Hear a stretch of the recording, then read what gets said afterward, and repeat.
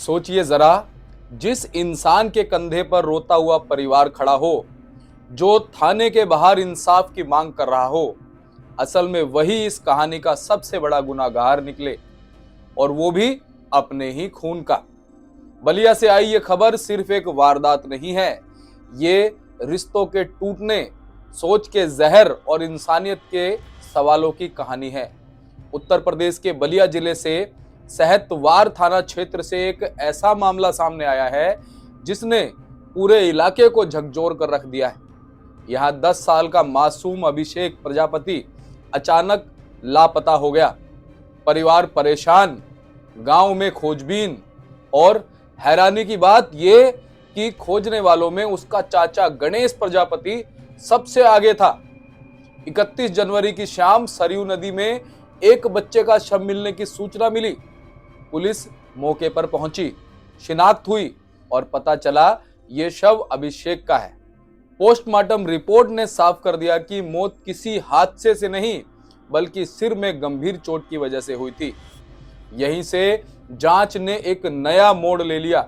जिस चाचा ने खुद थाने में गुमशुदगी की रिपोर्ट दी थी, जिसने भीड़ के साथ थाना घेरा था, पुलिस जांच में वही शक के घेरे में आ गया। कड़ी पूछताछ हुई और फिर वो राज सामने आया जिसे सुनकर पुलिस भी सन्न रह गई। पुलिस के मुताबिक अभिषेक की मां और उसकी छोटी चाची अमृता के बीच लंबे समय से घरेलू तनाव चल रहा था। संतान ना होने को लेकर ताने, रोज की कहासुनी और दिल में पलता गुस्सा। यही गुस्सा एक दिन खौफनाक साजिश में बदल गया। 25 जनवरी को गणेश ने पड़ोस के एक बच्चे के जरिए पतंग और टॉफी का लालच देकर अभिषेक को बुलवाया। दोनों बच्चों को साथ लेकर वो सरयू नदी की ओर गया।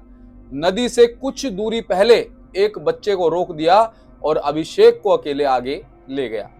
वहां जो हुआ उसने रिश्तों को हमेशा के लिए शर्मसार कर दिया। पुलिस के मुताबिक नदी के किनारे गणेश ने पास पड़ी ईंट से अभिषेक के सिर पर वार किए। मासूम की मौके पर ही जान चली गई। इसके बाद शव को नदी में डाल दिया गया और गणेश ऐसे घर लौटा जैसे कुछ हुआ ही ना हो। इतना ही नहीं, हत्या के बाद गणेश ने खुद को मासूम दिखाने के लिए खोजबीन का नाटक भी किया।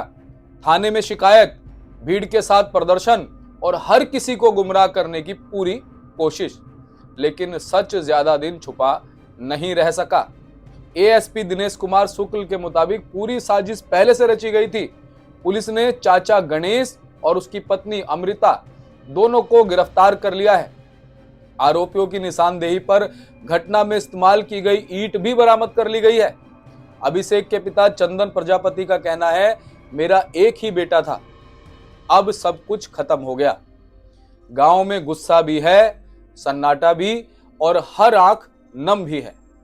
अंत में इस घटना के बाद कुछ बड़े सवाल उठते हैं।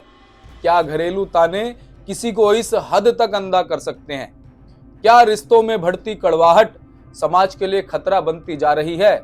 और सबसे बड़ा और अहम सवाल, क्या एक मासूम की जान जाने के बाद भी हम कुछ सीख पाएंगे?